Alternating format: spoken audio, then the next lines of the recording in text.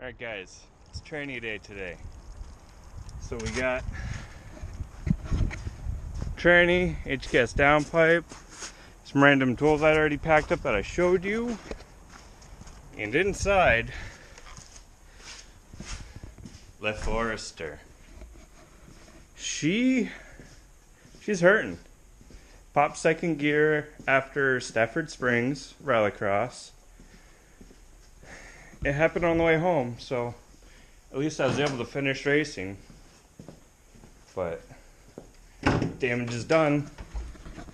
That's why I'm putting a JDM transmission in this thing. A few other things that I'm going to do while it's under the knife. I'm going to probably take the AC out, dead weight. I'm going to put some roof vents in anyways. Another thing I'm going to do, mid-mount intercooler setup right here. Since Forester has a big grill, probably going to notch the grill a little bit. Better airflow, but should be pretty cool.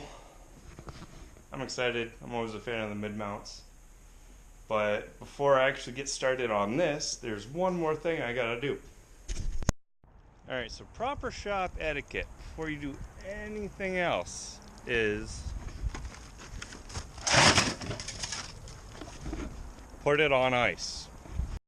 Alright, so I got the car on ramps in the back, jack stands in the front. Let's make sure it's not going anywhere. You don't want this thing falling on you when you're under, because you'll die. First things first, once that's all set, start taking bits out of here, because if you don't do that, you're going to forget about it, obviously. Shit's not going to come out. So first step, while you're still clean, undo your interior. So to contradict my previous statement, first thing you do before ever working on a car, undo the battery. You don't want to fry anything. Simple, just undo it. Sometimes when you're working on a car that you are not the first owner of, you find some weird shit. I found this nice Hall's cough drop under the shifter trim right there as I was pushing the gasket through the tunnel. I wasn't expecting to touch anything sticky. So yeah, keep an eye out for that.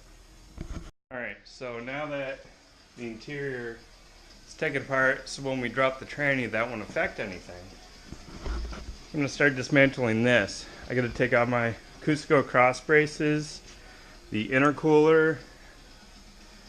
I got to drop the exhaust. I'm going to take out random stuff that's in the way anyways.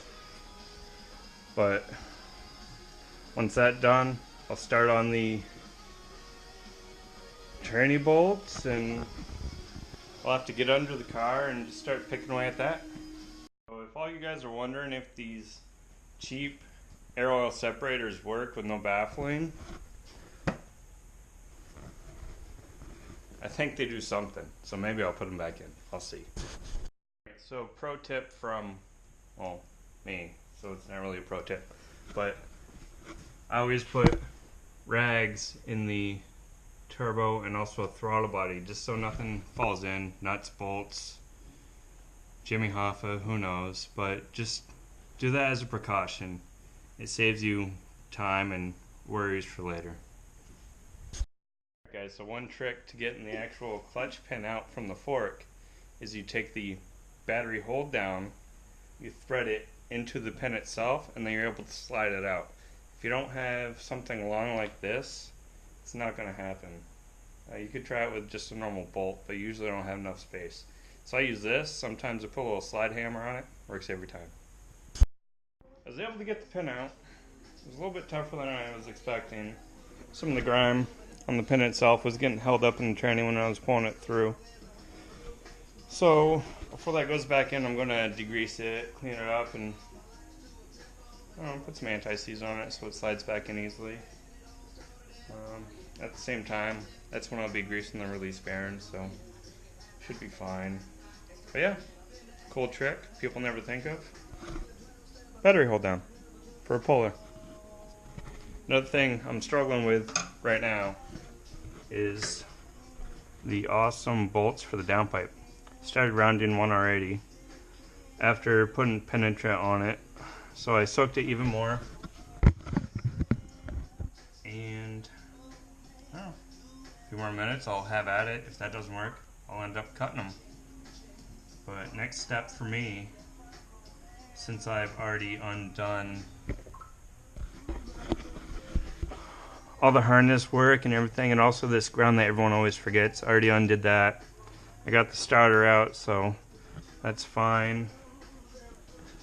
I also started pulling away the actual bell housing bolts. I got most of the ones that I can reach right now. But next, I gotta drop the skid plate so I can get to the other stuff.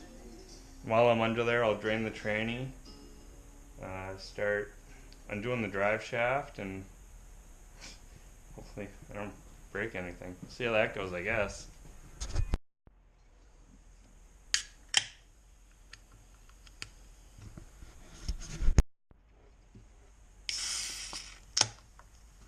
Oh yeah. I'm about 6 beers in, doing pretty well. Got the drive shaft out, all the other miscellaneous things that pertain to that.